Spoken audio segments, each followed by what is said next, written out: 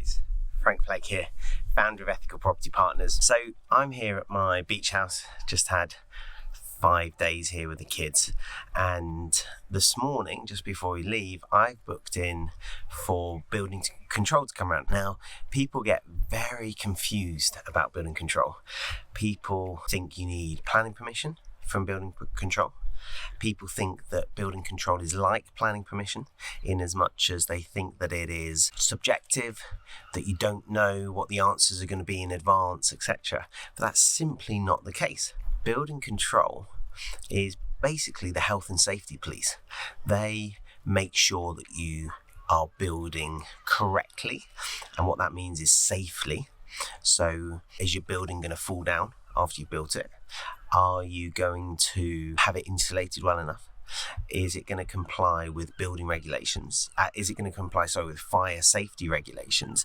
They are the quality control police, if you like, of the building world. Nothing to do with planning permission, so they don't offer any opinions on anything. All you have to do, and this is the trick to building control, is get them out at the start of the process and ask them their opinion on everything you're going to do. And then you get them out during the process, and this is what I'm doing today, you get them out at the end for them to say, yep, you've done it all perfectly, it's all safe, it conforms to every regulation, and we're now going to give you a certificate. And you need that certificate in order to refinance your property and in order to sell the property, because conveyancers are going to ask for it. And it's as simple as that.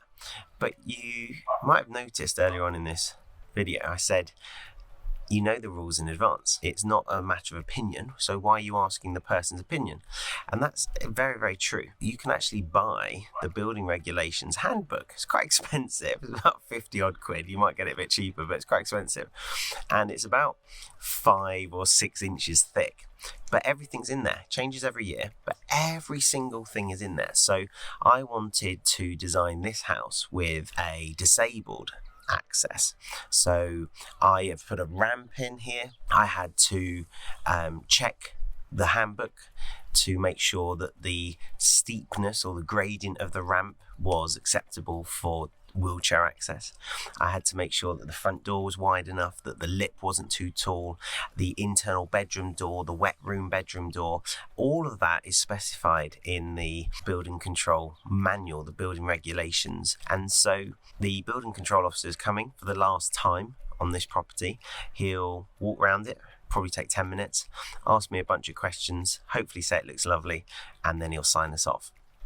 That will then free us up to do a bunch of other things, and I've documented some of those in other videos, but we're planning to add on to the side of the building. We're planning to add a new dwelling. We've already got planning permission to do that, and I'm going to speak to the building control officer today about the options on that. Now, I think I know the answers. I've talked to my architect, I have looked in the manual, because what we're doing in building on the side of this building is we're going to block up some windows. We're going to block up 2 windows, in fact, potentially 3. Now, you can't have a bedroom with no window or door opening to the outside. The middle bedroom has got only one side opening window, so we're going to block that one up. And then the lounge at the rear has got a bifold door on it, so that's fine. A sliding door rather. So that one's fine. So the front bedroom's fine because it's got its own window once we've blocked the side one up.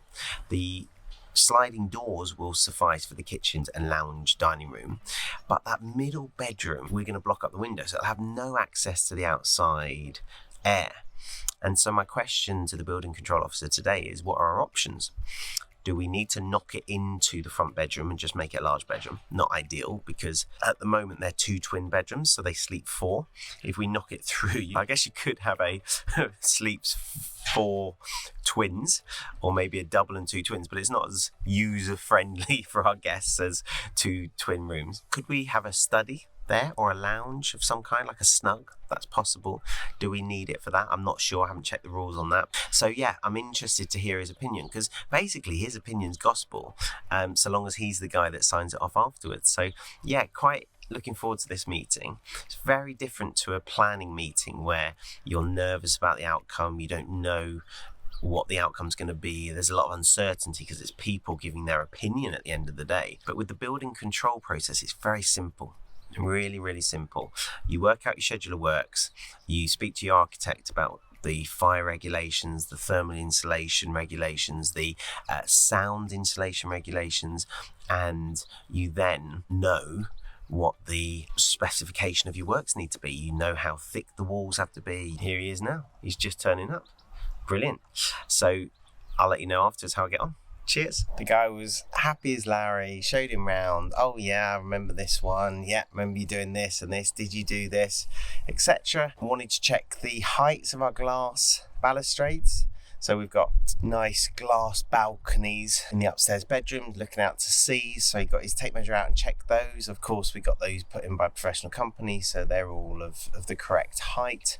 He wanted to check there was a smoke alarm in all of the bedrooms, that there was a carbon monoxide alarm in the lounges where the fires were installed. So we've got some wood burning stoves in the 2 lounges, and he's happy to sign it off. He does require some certification, so he requires gas safety certificates, boiler installation certificates. We've got some LPG tanks that we've installed underground because there's no mains gas here, so he wanted to see those. Oh, and the wood burning stoves, he wanted to see those as well as the electrical certificate. So nothing that we don't have, so we can email all those to him, and then he'll email us back the certificates, and we're all good. So that is how simple it is to get building controls sign off on works.